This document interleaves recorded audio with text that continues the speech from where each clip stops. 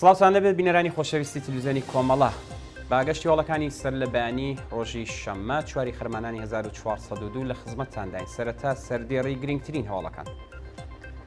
بەردەوامی خەباتی خەڵکی ئازادی خوازی کوردستان و ئێران دژ بە کۆماری ئیسلامی، سەرکەوتن بەسەر چیای دەماوەند لەلایەن گروپی شاخەوانی زاگرۆزی بانە، بانگەوازی بنەماڵەی ژینا ئەمینی بۆ کۆبوونەوە لە 25 خەرمانان، ئاگردانی مێرگ و دارستانەکانی مەریوان لەلایەن سوپای پاسدارانەوە و خۆپیشاندانی خەڵکی بەلوچستان دژ بە کۆماری ئیسلامی.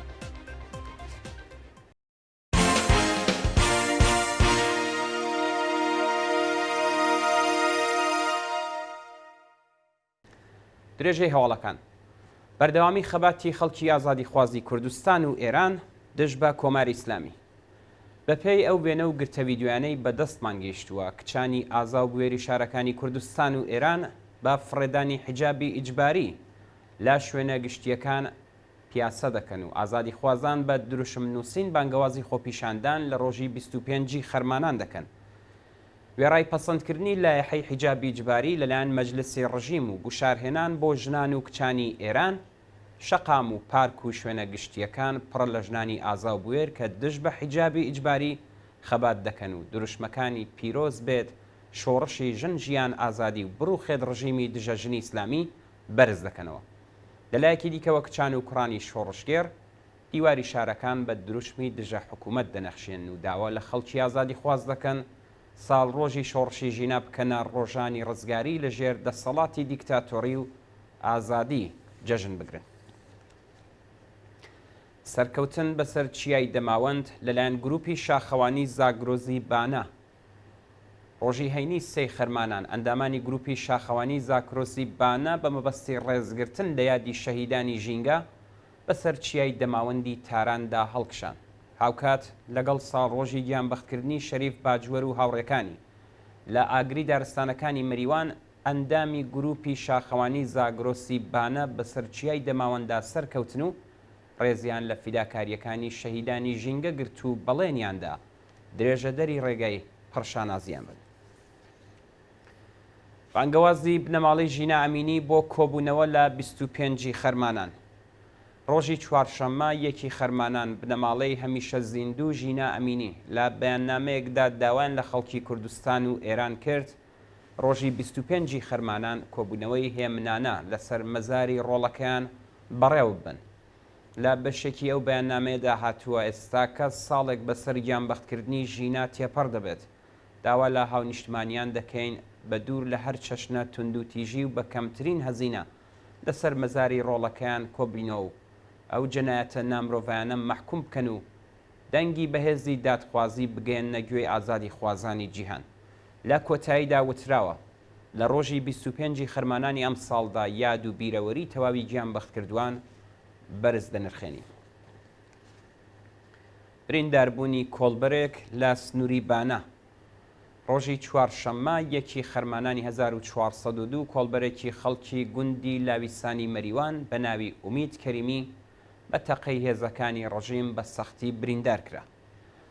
بە پێی راپۆرتی کۆڵبەر نیوز زگی ئومید کەریمی فیشەکی بەرکەوتووە و لە ئێستادا لە نەخۆشخانەی شاری سەقز بەستەریە و سێجار نەشتەرگەری بۆ کراوە. توندوتیژی هێزەکانی ڕژیم لە حەق کۆڵبەران لە حاڵێکدایە کە چەند ڕۆژ لەوە پێش مەجلسی ڕژیم کۆیگشتی چوارچێوەی لایحەی ساماندانی کۆڵبەرانی پەسەند کرد و بەپێی ئەو لایحەیە دانیشتوانی ناوچە سنووریەکان دەتوانن بە وەرگرتنی مۆڵەت لەلایەن دەوڵەتەوە لە دەواازە سنووریەکان بەبێ کێشە تا ئاستێکی دیاریکرا و کاڵا هاوردە بکەن.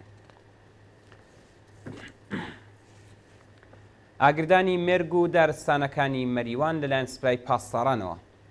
ڕۆژی هەینی سەی مانگی خەرمانان ئەنجومەنی سەوزی چیای مەریوان لە ڕاگەاندراوێکدا هەواڵی ئاگردانی دارستانەکانی دەوروبەری مەریوانی بڵاو کردەوە و داوای لە ژینگە پارێزان و خەڵکی خۆبەخش کرد چەند بەهانایانەوە. بەپێی ئەو ڕاگەاندنە مێرگ و دارستانەکانی گوندەکانی باڵک و نەشکاش کەڵەوێنجە و قامیشەڵە لەلایەن دوژمنانی ژینگەوە ئاگردراوە بەهۆی شنەی با لە کۆنتترۆل دەرچووە. ئەنجومەنی سەوزی چیای مەریوان داوای لە ژینگە پارێزان و خەڵکی خۆبەخش کردو بچن بەهانایانەوە. بەوتەی سەرچاوەکانی هەواڵ بەیانی هەینی هێلیکۆپتەرێکی سوپای پاسداران ئاگری لە دارستانەکان بردەوە. لە هەواڵێکی دیکەدا لە وەرگەکانی گوندی سوڵتان یاقوب لە شاری نەغەدا لەلایەن کەسانی نەناسرا و سوتێنرا و هەوڵی ژینگە پارێزان بۆ کۆنتڕۆڵکردنی ئاگرەکە بەردەوامە. گوشاری ناوەندە ئەمنیەتیەکان بۆ سەر بنەماڵەی ئاسۆ کەریمی لە پاوە. ناوەندە ئەمنیەتیەکان بە گوشارخستنە سەر بنەماڵەی ئاسۆ کەریمی ئەو کۆڵبەرەی لەلایەن هێزەکانی حکوومەتەوە کوژرا داوایان لە کەسوکارەکەی کردووە کە هۆکاری گیان لە دەستانی ناوبرا و کێشەی شەخسی ڕابگەێنن. بە پێی زانیاریەکان بە کرێگیراوانی ڕژیم تەرمی ئاسۆیان ڕادەستی بنەماڵەکەی کرد بە مەرجێک ڕایبگەێنن کە گیان لە دەستانی ناوبرا و کێشەی شەخسی بووە. هاوکات بنەماڵەی کەریمی و شایەت حاڵان ڕایانگەیاندووە ناوبرا و لەلایەن پاسەوانانی سنوورەوە بە تەقەی ڕاستە و خۆ کوژراوە. جێگەی ئاماژەیە کە تەرمی ئاسۆ کەریمی کۆڵبەری خەڵکی شاری پاوە شەوی یەکشەممە 15 گەلاوێژ لە باخەکانی دەوروبەری گوندی شوشمێ دۆزرایەوە. خۆپیشاندانی خەڵکی بەلوچستان دژ بە کۆماری ئیسلامی. ڕۆژی هەینی سەی خەرمانان خەڵکی شارەکانی زاهدان ڕاسک و خاش بە پێی ڕەواڵی هەر حەوتوو دژ بە حکوومەتی کۆماری ئیسلامی ڕژانە سەرشەقام و خۆپیشاندانیان کرد.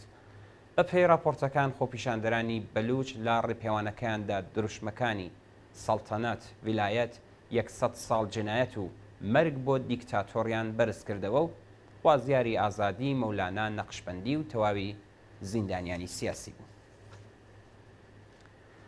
ناڕزایەتی خەڵکی کاشمەر و نەتەنز دژ بە چالاکیەکانی مەعدەن. ڕۆژی هەینی دانیشتوانی گوندی ڕەزابەیگی کاشمەر و تۆڕق ڕوودی نەتەنز دژ بە چالاکی مەعدەنەکانی ناوچەکە خۆپیشاندانیان کرد و خوازیاری ڕاگررتنی کار و چالاکیەکانیان بوون.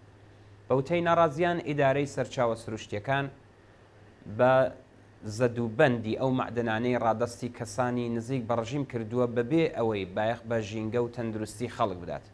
بە پێی راپۆرتەکان چالاکیەکانی مەعدەن کەشاوەرزی ناوچەکەی لە ناو بردووە و گۆمێکی پڕ لە ئەسید لە نزیک زەمینە کشت و کاڵیەکان دروست کراوە و کە ڕاستەوخۆ کاریگەری لەسەر تەندروستی ئاژەڵ و خەڵکی ناوچەکەدانەوە.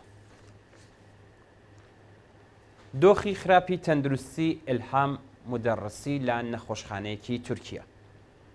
بە پێی راپۆرتی ناوەندەکانی مافی مرۆڤ ئیلهام مودەڕسی زیندانی سیاسی پێشوو کە هاوڕێ لەگەڵ برایەک و دایکی بەهۆی گوشارەکانی حکوومەت ناچار بە هەڵاتن بۆ تورکیا کرابوو بەهۆی نەخۆشی جگەرەوە لە نەخۆشخانەیەکی ئەو وڵاتە بەستەریە و پێویستی بە یارمەتی هەیە. ئیلهام مودەڕسی 11 خەزەڵوەری ساڵی ڕابردوو لە بەردەم ماڵەکەیدا لەلایەن ئیدارەی چلاتەوە دەست بەسەر و پاشگواستنەوەی بۆ زیندان لە دەرمان و چارەسەری پزیشکی بێبەری کرا. بەوتەی بنەماڵەی ئەو چالاکە مەدەنیە ئیلهام لە زینداندا جگەری لە ناو چووە و پێویستی بە پەیوەند هەیە و داوا لە ناوەندەکانی مافی مرۆڤ دەکەین یارمەتی بدەن. دوا هەواڵ درێژەی ناڕزایەتیەکانی دژ بە بەشار ئەساد لە سووریا. ڕۆژی هەینی سەی مانگی خەرمانان خەڵکی شارەکانی سۆڤەیدا دەرعا و دەوروبەری دەمەشق دژ بە دەوڵەتی بەشار ئەساد خۆپیشاندانیان کرد. بە پێی راپۆرتەکان پاش 12 ساڵ شەڕی نێوخۆیی لە سووریا خەڵکی باشووری وڵاتە لە شارەکانی سۆڤەیدا دەرعا و دەوروبەری دەمەشق بۆ چەندومین ڕۆژی بەردەوام دژ بە نەبوونی خزمەتگوزاری بێکاری هەڵاوسان و گرانی ڕژانە سەرشەقام و خوازیاری دەست لە کارکێشانەوەی بەشار ئەسەد و چوونە دەرەوەی هێزەکانی کۆماری ئیسلامی ئێران لە وڵاتە. بەڵە بینەرانی ئازیز و خۆشەویست گەشتیاوڵەکانی سەر لەبیانیتان پێشکەشکرا لەگەڵمان بن بۆ بینینی درێژەی بەرنامەکانی تەلەڤیزیۆنی کۆمەڵ.